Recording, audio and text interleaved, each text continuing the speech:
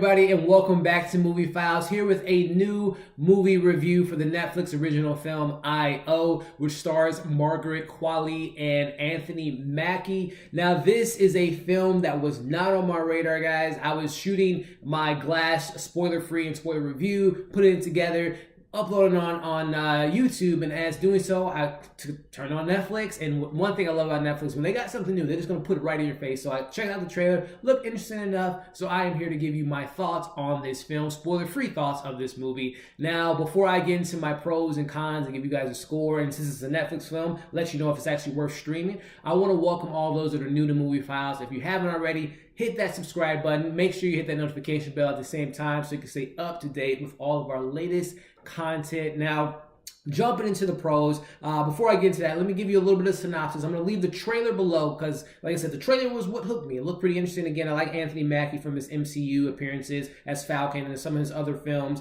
and also Margaret.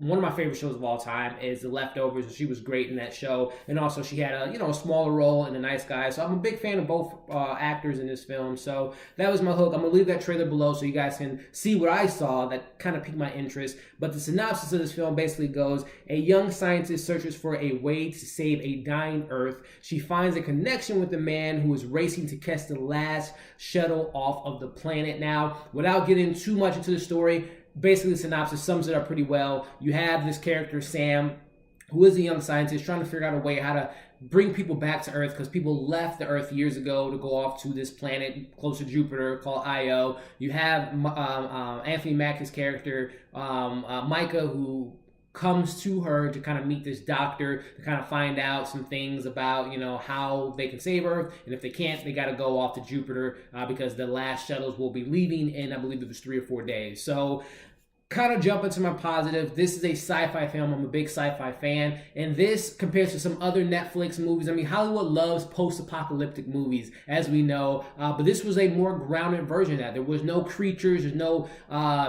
mutilated type of animals trying to chase after them, or humans or zombies. It was just grounded, more placed in the reality of today's world. If pollution were to take over and we were to die due to just the way we take care of Earth, this is what happened, So I love that the director kind of went that route versus the CGI action adventure, more of a sci-fi drama, romance that they kind of placed into this world. And I can respect that because, again, with Netflix, they throw a lot of money at these movies because they want to, be the number one out there. And they're doing a good job at that for the most part. Some of the films don't land for me as much, but I respect that from the director. Going a little bit more quieter character piece versus the big action piece. So that was a positive. The look of the film was pretty unique. I thought that the shots were done well. Kind of reminded me of, not to the quality of Arrival, but it kind of looked like Arrival, one of these big scoping type of shots that they put in the film. And it kind of reminded me back when I was a gamer, like The Last of Us meets The Division. So it looked really cool as far as the look and feel of the movie. The sound design was pretty legit. The acting was fine. I'll get into that a little bit later in my negatives, but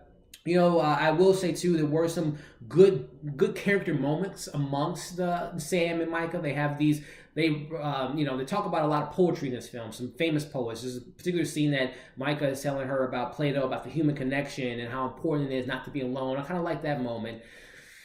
That's about it that I can think of, guys. Getting into my negatives here. At the end of the day, this is an hour and a half, and it is, in my opinion, it is a very boring film. I was making my videos for Glass, editing the movies, checking my phone, responding to some emails for work, and I was still watching it, but it wasn't engaging. Like, literally, it was like watching dry paint. Like, this film has no hook to it, in my opinion. Obviously, the trailer really kind of portrays this kind of like, again, this sci-fi mixed with a little bit of action. They got to go off the Earth, and there's none of that in this film at all. It's really a slow burn, which I'm fine with most movies, but unfortunately, the characters weren't interesting to me. They were kind of dull.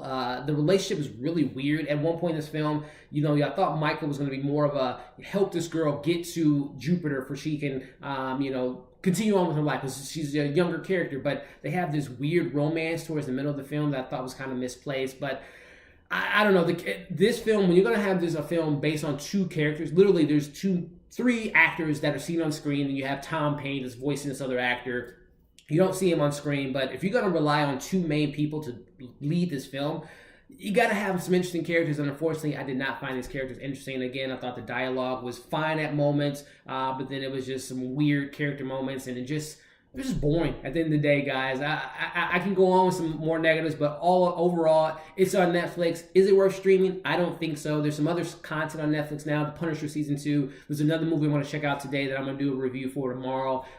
There's Glass, which is out now. You can see our spoiler-free review on our channel now, and our spoiler-free or spoiler discussion will be available soon.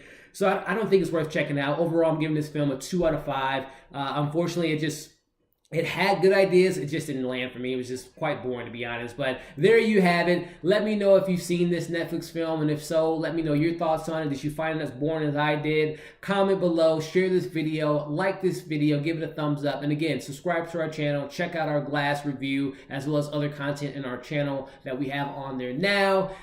I appreciate you guys watching this video. We will see you on the next one.